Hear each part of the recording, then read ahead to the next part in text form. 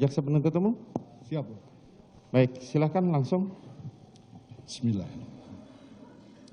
Kejaksaan Negeri Jakarta Selatan demi keadilan dan kebenaran berdasarkan ketuhanan Yang Maha Esa. Replik tim penuntut umum atas pledoi terdakwa Richard Eliezer Budiang Lumiu dan tim penasihat hukumnya dalam perkara pidana nomor PDN 243-CKTSL-10-2022. Majelis Hakim yang kami hormati, tim penasihat hukum dan para pengunjung sidang yang kami hormati, dengan memanjatkan puji syukur kehadirat Tuhan Yang Maha Esa atas taufik, hidayah, dan ridhonya lah kita telah dapat melaksanakan persidangan perkara ini dengan tertib, lancar, dan aman sampai pada tahap pembacaan replik dari tim penuntut umum atas pledoi terdakwa Richard Eliezer Budiang Lumiu dan tim penasihat hukumnya. Pada kesempatan ini izinkanlah kami mengucapkan terima kasih kepada Majelis Hakim yang telah memberikan kesempatan pada kami selaku tim penuntut umum untuk mengajukan replik dalam perkara pidana ini. Rasa hormat dan penghargaan kami sampaikan kepada Yang Mulia Majelis Hakim yang telah dengan tekun, cermat, sabar, serta arif memimpin jalannya persidangan perkara ini sejak digelarnya persidangan hingga saat ini di Pengadilan Negeri Jakarta Selatan.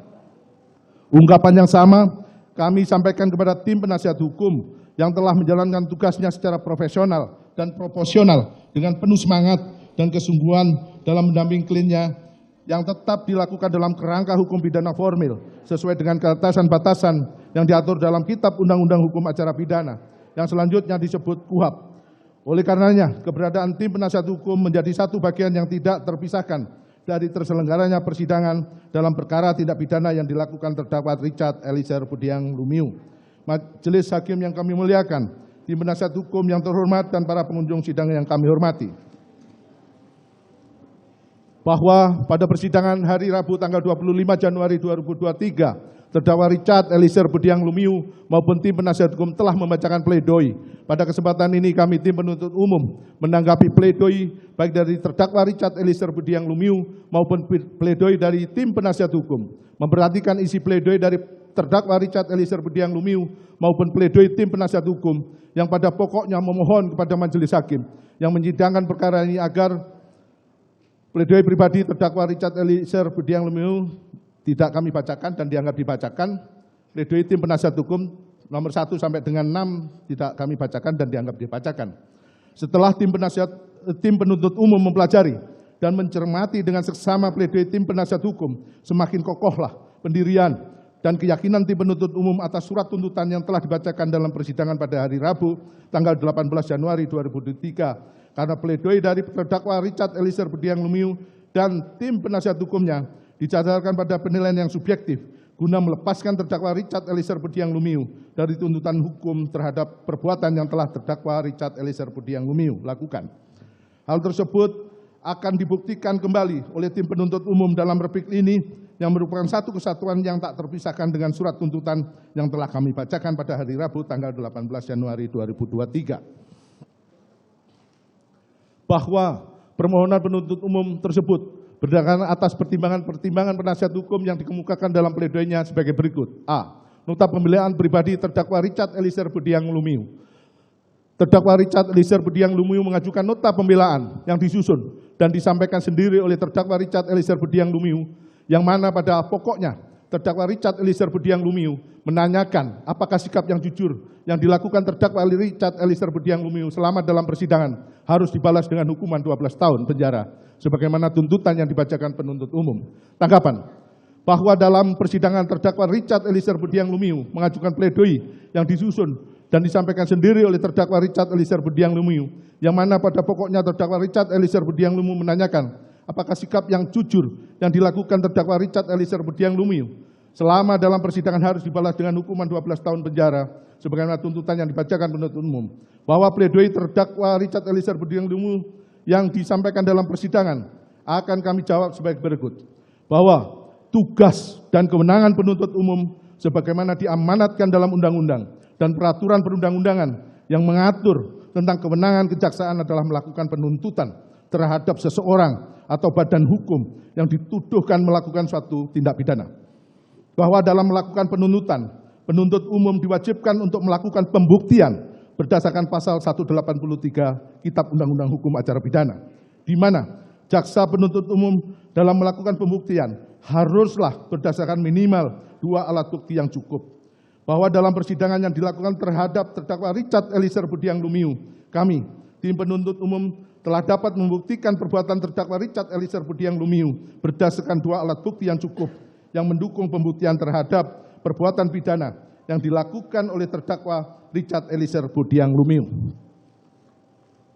Bahwa terkait tinggi rendahnya stratmat tuntutan yang kami ajukan di depan persidangan terhadap terdakwa Richard Eliezer Budiang Lumiu telah ditentukan berdasarkan parameter penentuan yang sudah jelas sebagaimana yang diatur dalam standar operasional prosedur penanganan perkara tindak pidana umum yang berlaku dan berdasarkan peran terdakwa Richard Eliezer Budiang Lumiu dalam perbuatan pidana sebagaimana yang kami dakwakan terhadap terdakwa Richard Eliezer Budiang Lumiu tanpa tendensi apapun yang melatar belakangi hal tersebut. Dan kami berpendapat tinggi rendahnya tuntutan yang kami ajukan kepada majelis hakim terhadap terdakwa Richard Eliezer Budiang Lumiu sudah memenuhi asas kepastian hukum dan rasa keadilan. Bahwa selain itu, tim penuntut umum mempertimbangkan peran terdakwa Richard Eliezer Budiang Lumiu sebagai eksekutor atau pelaku yang melakukan perbuatan penembakan kepada korban Nofriansah Yosua Huta Barat sebanyak 3 sampai 4 kali. Sehingga berdasarkan hal tersebut, kami tim penuntut umum menuntut terdakwa Richard Eliezer Budiang Lumiu selama 12 tahun penjara. Tuntutan tersebut kami ajukan dengan mempertimbangkan kejujuran dalam memberikan keterangan dari terdakwa Richard Eliezer Budiang Lumiu yang telah membuka kotak Pandora sehingga terungkapnya kasus pembunuhan terhadap korban Nofriansah Yosua Huta Barat. Bahwa tim penuntut umum juga telah mempertimbangkan rekomendasi dari Lembaga Perlindungan Saksi Korban LPSK berdasarkan surat nomor R 0068-1.5.1 HSHP LPSK-01-2023 tanggal 11 Januari 2023 perihal rekomendasi pemberian hak penghargaan sebagai saksi pelaku yang bekerja sama bagi terlindung LPSK Saudara Richard Eliezer Budiang Lumiu dan memperhatikan poin 3 rekomendasi LPSK tersebut dimaksud sebagaimana syarat ketentuan dalam perundang-undangan khususnya dalam pasal 28 ayat 2 Undang-Undang Republik Indonesia nomor 31 tahun 2014 tentang perubahan atas Undang-Undang nomor 13 tahun 2006 tentang perlindungan saksi dan korban, yaitu a. Tindak pidana yang akan diungkap merupakan tindak pidana dalam kasus tertentu sesuai dengan keputusan LPSK sebagaimana dimaksud dalam pasal 5 ayat 2 Undang-Undang RI nomor 31 tahun 2014 tentang perubahan atas Undang-Undang nomor 13 tahun 2006 tentang perlindungan saksi dan korban. B. Sifat pentingnya keterangan yang diberikan oleh saksi pelaku dalam mengungkap suatu tindak pidana. E. Bukan sebagai pelaku utama dalam tindak pidana yang diungkapkan. Dan D. Adanya ancaman yang nyata atau kekhawatiran akan terjadinya ancaman, tekanan fisik atau psikis terhadap saksi pelaku atau keluarganya, juga tindak pidana tersebut diungkap menurut keadaan yang sebenarnya. Bahwa tim penuntut umum juga sudah mempertimbangkan sehubungan dengan penjelasan pasal 10A ayat 3 huruf A Undang-Undang RI nomor 31 tahun 2014 tentang perubahan atas Undang-Undang nomor 13 tahun 2006 tentang perlindungan saksi dan korban. Yaitu yang dimaksud dengan keringanan penjatuhan pidana mencakup pidana percobaan, pidana bersyarat khusus, atau penjatuhan pidana yang paling ringan di antara terdakwa lainnya. Bahwa terkait dengan serangkaian rujukan di atas, kami tanggapi sebagai berikut. 1. Bahwa dalam penjelasan pasal 10A Undang-Undang RI nomor 31 tahun 2014 tentang perubahan atas Undang-Undang nomor 13 tahun 2006 tentang perlindungan saksi dan korban memang menyatakan frasa penjatuhan pidana yang paling ringan di antara terdakwa lainnya. Namun demikian, pasal AHU belum mengakomodir keadaan di mana saksi pelaku yang bekerja sama juga sebagai pelaku material terdakwa Richard Eliezer Budiang Lumiu yang mempunyai peran lebih dominan dibandingkan dengan peran para terdakwa lainnya kecuali saksi Freddy Sambo pelaku utama dalam rangkaian tindak pidana turut serta melakukan pembunuhan berencana terhadap korban Nofriansah Yosua Huta Barat, sehingga permohonan tuntutan kepada majelis hakim untuk penjatuhan pidana yang paling ringan terhadap terdakwa Richard Eliezer Budiang Lumiu di antara terdakwa lainnya perlu mendapat kajian secara mendalam. 2. Bahwa kondisi ini menimbulkan dilema juridis karena di satu sisi terdakwa Richard Eliezer Budiang Lumiu dikategorikan sebagai seorang saksi atau pelaku yang bekerja sama yang dengan keberanian dan kejujurannya telah berkontribusi membongkar kejahatan yang direncanakan untuk membunuh korban Nofriansah Yosua Huta Barat, dan juga membongkar skenario pengkelabuan yang dibuat oleh pelaku utama yaitu saksi Ferdi Sambo. Namun di sisi lain,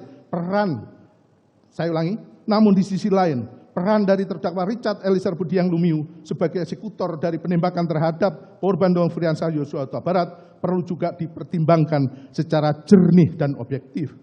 3. Bahwa dalam tuntutannya terhadap terdakwa Richard Eliezer Budiang Lumiu, tim penuntut umum telah bersandar pada asas dominus litis. Ketentuan pasal 8 ayat 3 Undang-Undang Nomor 11 Tahun 2021 tentang Kejaksaan RI yang menyatakan demi keadilan dan kebenaran berdasarkan ketuhanan yang Maha Esa, jaksa melakukan penuntutan. Ketentuan pasal 8 ayat 4 Undang-Undang Nomor 11 Tahun 2021 tentang Kejaksaan Republik Indonesia yang menyatakan dalam melaksanakan tugas dan wewenangnya, jaksa senantiasa bertindak berdasarkan hukum dan hati nurani dengan mengindahkan norma keagamaan, kesopanan, kesusilaan, serta wajib menggali dan menjunjung tinggi nilai kemanusiaan yang hidup dalam masyarakat, serta senantiasa menjaga kehormatan dan martabat profesinya. Serta teori tujuan pemidanaan yang menyatakan pidana dijatuhkan bukan aqua pecatum es karena orang yang membuat kejahatan, melainkan nepesitur supaya orang jangan melakukan kejahatan. Di mana? Dilanjutkan.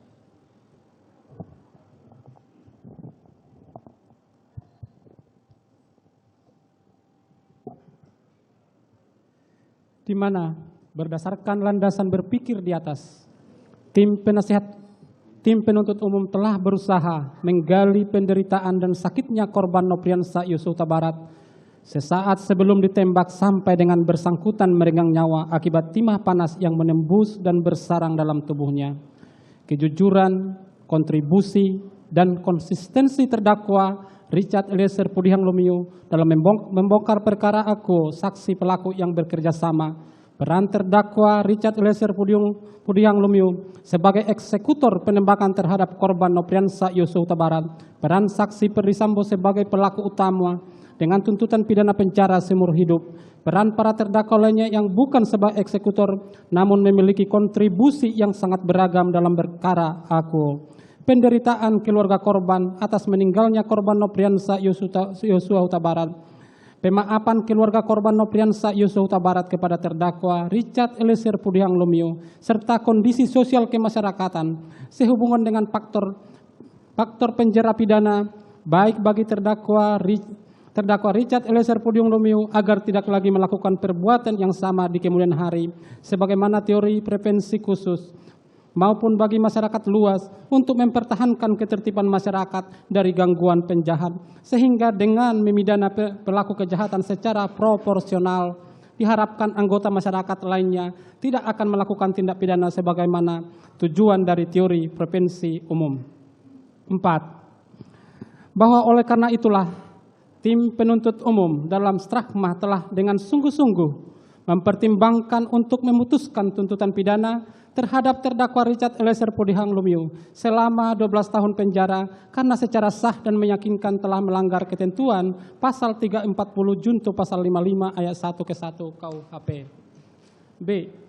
Nota pembelaan tim penasihat hukum terdakwa Richard Eliezer Budiang Lumiu. 1. Analisa yuridis poin 76 halaman 30 pledoi tim penasihat hukum menyatakan terbukti secara sah dan meyakinkan bahwa terdakwa Richard Eliezer Budiang Lumiu hanyalah merupakan pelaku yang disuruh melakukan tindak pidana manus ministra oleh orang yang menyuruh yaitu saksi Ferdi Sambo manus domina, sehingga terdakwa Richard Eliezer Budiang Lumiu hanyalah merupakan alat yang tidak memiliki kesalahan.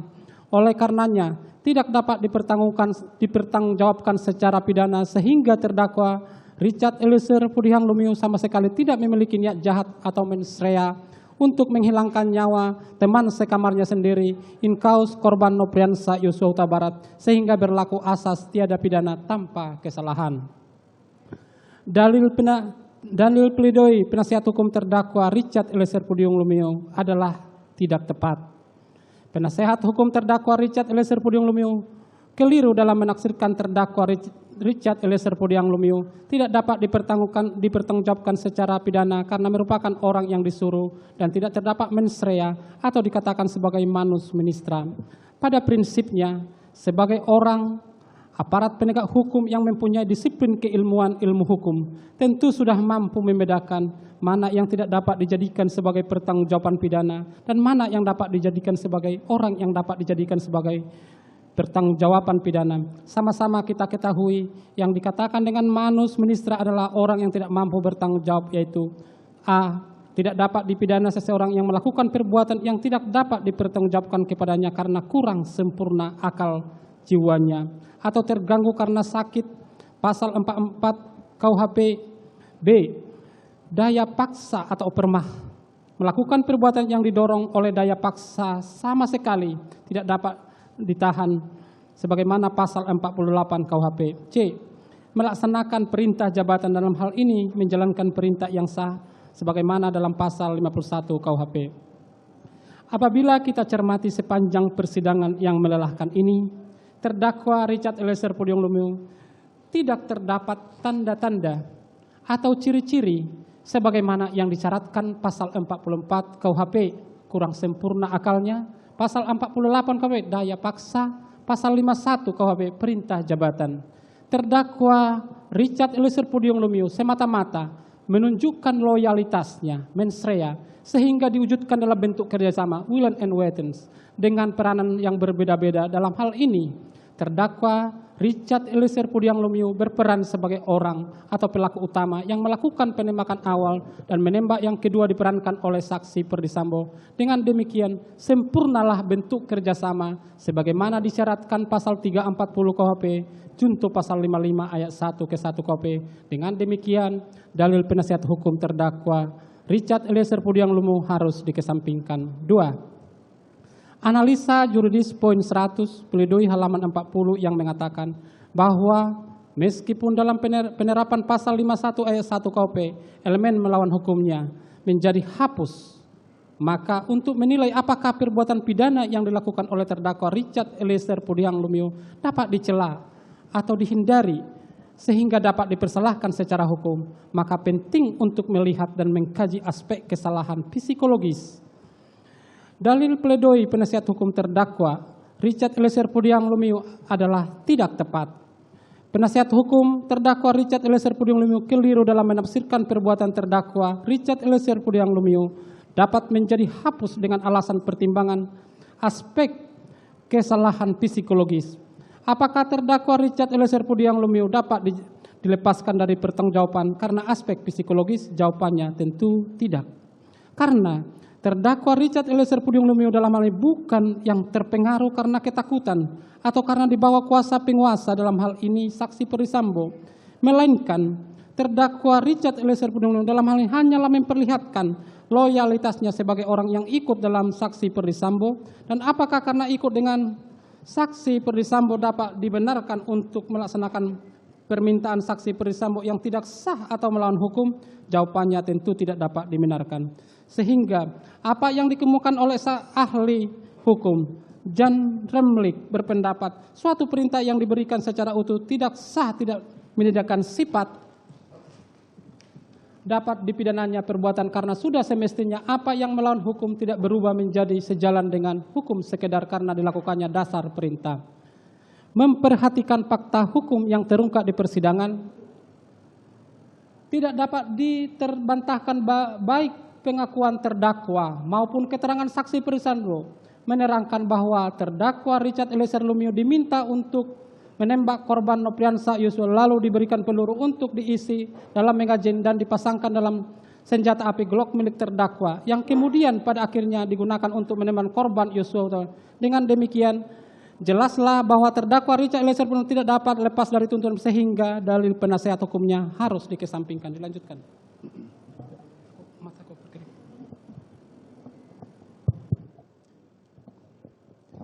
Tiga, analisa yuridis Poin 106 halaman 45, pledoi tim penasihat hukum yang menyatakan bahwa jaksa penuntut umum hanya menilai sikap batin dari terdakwa Richard Eliezer Pudiang Lumiu dari ukuran normatif dari perspektif jaksa penuntut umum dan tidak melihat kesalahan psikologis yang sebenarnya sudah diterangkan oleh ahli dari jaksa penuntut umum maupun ahli penasihat hukum terdakwa.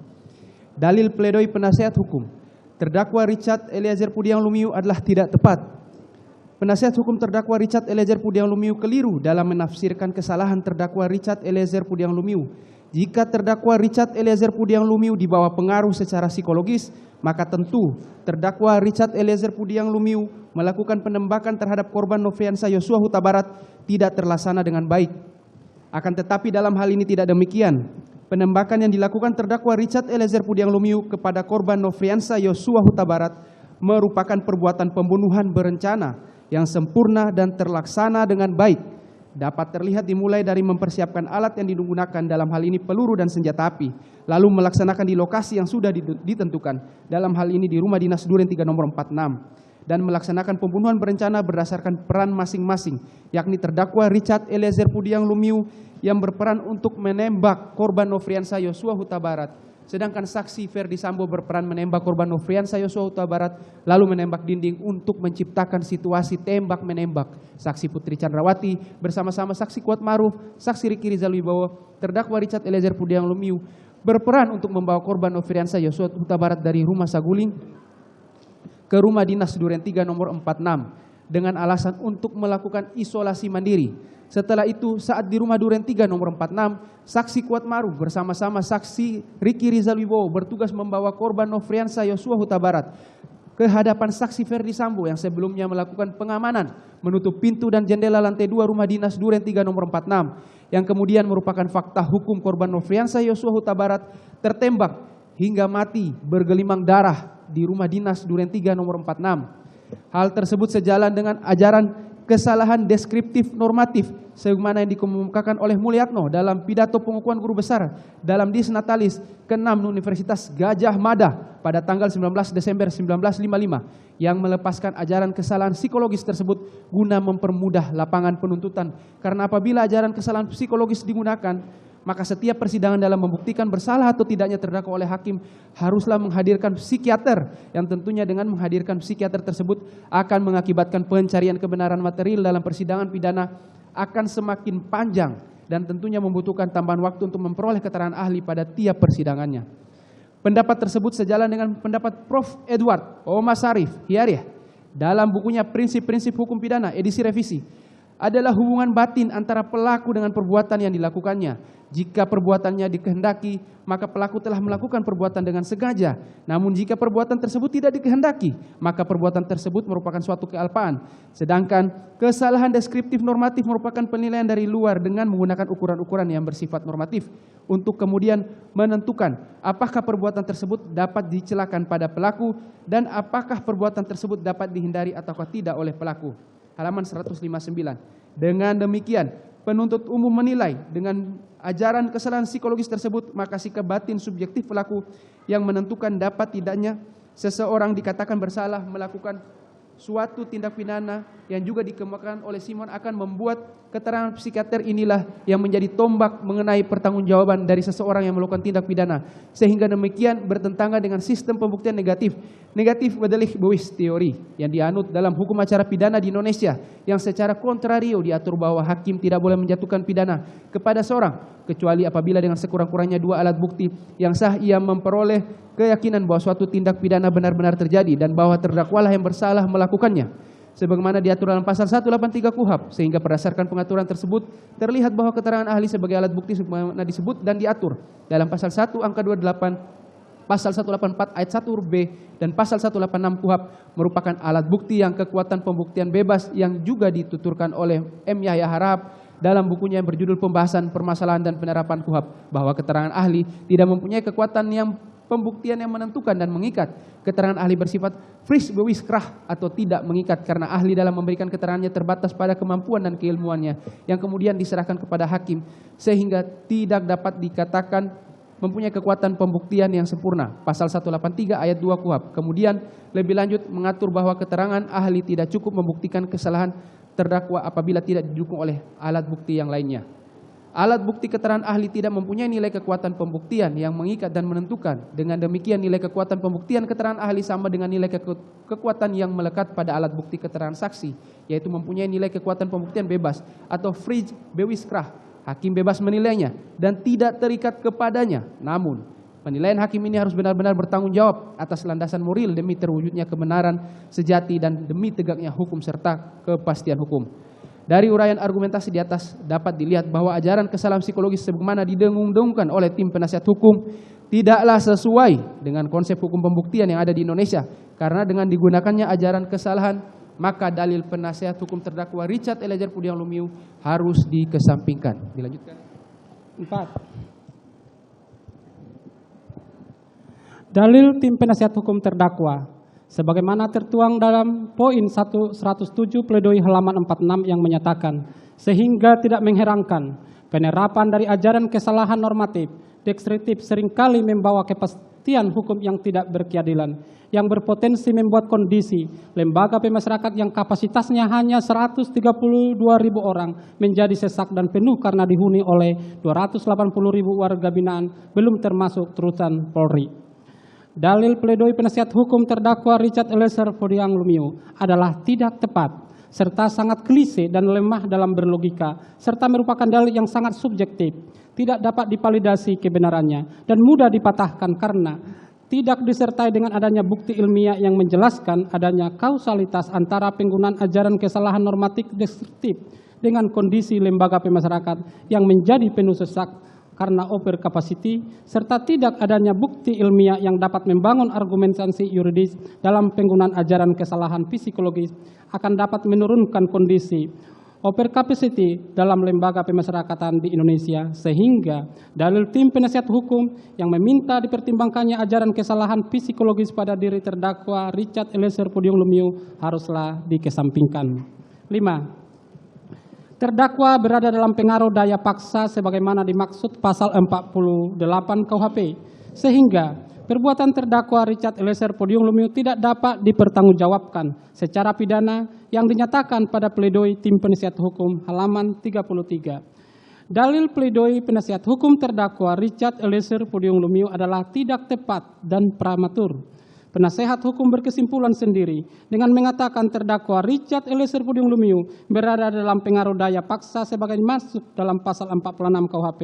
Penasehat hukum tidak memperhatikan fakta hukum yang sudah tidak dapat terbantahkan lagi. Terdakwa Richard Eliezer Pudiang Lumiu bersedia untuk menembak korban Nopriansa Yosua Huta Barat ketika diminta oleh saksi Perdisambo untuk menembak korban Nopriansa Yosua Huta Barat yang akan dilaksanakan di rumah dinas Duren 346, hingga pada akhirnya terdakwa Richard Eliezer Pudiang Lumiu menembak korban Nopriansa Yosua Huta Barat saat mendengar permintaan saksi Perdisambo dengan kata-kata, "Woi, kau tembak cepat, cepat, woi, kau tembak." Lalu terdakwa Richard Eliezer Pudiang Lumiu menembak korban Nopriansa Yosua Huta Barat hingga terjatuh, mengerang kesakitan, yang mana tembakan terdakwa Richard Eliezer Pudiang Lumiu yang mengenai dada korban Nopriansa Yosua merupakan salah satu penyebab kematian. Berdasarkan fakta hukum tersebut tidak dapat adanya paksaan atau daya paksa yang dapat digolongkan sebagai alasan pembenar maupun alasan pemaaf, sehingga tepatlah pendapat Simon yang mengemukakan opermah itu dapat berupa keadaan terpaksa secara fisik dan keadaan terpaksa secara psikis. Secara fisik itu dapat terjadi karena paksaan yang dilakukan oleh orang ketiga, misalnya dengan memegang tangan orang yang dipaksa untuk menandatangani sepucuk surat di dalam kejahatan pemalsuan surat. Selanjutnya, misalnya dengan dirampasnya kemerdekaan seseorang yang dipanggil sebagai saksi, termasuk pula ke dalam suatu perbuatan yang dilakukan karena terpaksa disewakan bekerja sama kekuatan alam. Misalnya, seseorang terpaksa pulang dalam keadaan telanjang karena pakaiannya yang diletakkan di tepi sungai ketika mandi telah hilang ditebakan oleh angin yang tiba-tiba bertiup dengan sangat kencangnya. Keadaan terpaksa secara psikis ini terjadi misalnya jika orang yang memakai kekerasan atau ancaman kekerasan itu membiarkan orang yang dipaksa untuk tetap bebas secara fisik dan juga bebas untuk tidak melakukan sesuatu sesuai dengan yang dikehendakinya. Akan tetapi kekerasan atau ancaman kekerasan itu mempunyai pengaruh yang demikian rupa sehingga sangat mempengaruhi keputusan dan kehendak dari seseorang yang dipaksanya itu. Bahwa Juga terdapat jurisprudensi terkait dengan daya paksa pasal 48 KUHP adalah sebagai berikut. Mahkamah Agung nomor tanggal 30 Mei 1961 nomor 121K/KR/1960. Keberatan penuntut kasasi yang mengatakan bahwa pelanggaran yang telah dilakukannya itu adalah karena terpaksa, yaitu karena terdorong oleh perasaan pribadinya, yaitu setelah ia mengangkat penumpang maksimum yang terdiri dari orang-orang biasa, ia memperbolehkan seorang anggota tentara untuk naik yang ia kenal petugas di daerah itu, dan anggota tentara itu juga tidak dipungut bayaran. Tidaklah dapat dibenarkan karena keberatan tersebut bukanlah dorongan yang bersandar pada rasa pribadi penuntut kasasi dan merupakan paksaan termasuk di dalam pasal 48 KUHP, sehingga perbuatan penuntut kasasi tetap merupakan tindak pidana. Dan Hokrat 21 Mei 1916 NJ 1918 halaman 651 W10293 28 April 1930 NJ 1920 1140 April 1938 1939 nomor 939 yang berbunyi dengan mengemukakan satu-satunya alasan bahwa tertuduh telah melakukan perbuatan yang dapat dihukum itu karena mendapat perintah dari orang tuanya atau majikannya, tidaklah mengesahkan alasan tertuduh bahwa ia telah berbuat karena opermah. Apabila dihubungkan antara fakta hukum yang dikemukakan oleh terdakwa Richard Eliezer Pudihang Lumiu dengan pendapat ahli dan jurisprudensi di atas, keterangan dari terdakwa Richard Eliezer Pudihang Lumiu tersebut belum cukup untuk membuktikan bahwa penembakan tersebut dilakukannya dalam keadaan terpaksa secara psikis. Bahwa dalam keadaan terpaksa secara psikis terjadi jika orang memakai kekerasan atau ancaman kekerasan, membiarkan orang yang dipaksa untuk tetap bebas secara fisik dan juga bebas untuk tidak melakukan sesuatu sesuai dengan apa yang dikehendakinya. Akan tetapi kekerasan atau ancaman kekerasan itu mempunyai pengaruh yang sedemikian rupa bahwa yang perlu digarisbawahi dari pendapat tersebut adalah adanya paksaan dalam bentuk kekerasan atau ancaman kekerasan dari orang yang memaksa dan mempunyai pengaruh yang sedemikian rupa. Bahwa dari keterangan terdakwa Richard Eliezer Pudihang Lumiu tidak tergambar adanya paksaan baik dalam bentuk kekerasan maupun ancaman kekerasan yang mempunyai pengaruh demikian rupa dari saksi Ferdy Sambo yang mengakibatkan terdakwa Richard Eliezer Pudihang Lumiu dalam keadaan tertekan secara psikis sehingga langsung mengiyakan perintah dari saksi Ferdy Sambo tersebut, bahwa teriakan Ferdy Sambo dengan kata-kata, "Woi, kau tembak, cepat, cepat kau tembak," juga tidak termasuk paksaan baik dalam bentuk kekerasan maupun ancaman kekerasan yang mempunyai pengaruh demikian rupa yang dapat mengakibatkan terdakwa Richard Eliezer Pudihang Lumiu dalam keadaan tertekan secara psikis. Dengan demikian, dalil-dalil penasihat hukum harus dikesampingkan. Berdasarkan keseluruhan uraian tersebut di atas, kami tim penuntut umum dalam perkara ini berpendapat bahwa pledoi tim penasihat hukum haruslah dikesampingkan karena uraian-uraian pledoi penasihat hukum tidak memiliki dasar yuridis yang kuat yang dapat digunakan untuk menggugurkan surat tuntutan penuntut umum. Berdasarkan hal-hal tersebut di atas, penuntut umum memohon kepada majelis hakim yang memeriksa dan mengadili perkara ini untuk 1. Menolak seluruh pledoi dan dari tim penasihat hukum terdakwa Richard Eliezer Pudihang Lumiu. 2. Menjatuhkan putusan sebagaimana diktum tuntutan penuntut umum yang telah dibacakan pada hari Rabu tanggal 18 Januari 2023. Demikian replik penuntut umum atas pledoi penasihat hukum terdakwa Richard Eliezer Pudihang Lumiu yang telah kami bacakan dalam persidangan hari ini, Senin tanggal 30 Januari 2023. Selanjutnya, kami menyerahkan sepenuhnya kepada majelis hakim yang mulia untuk memutuskan perkara ini dengan seadil-adilnya. Sekian, terima kasih.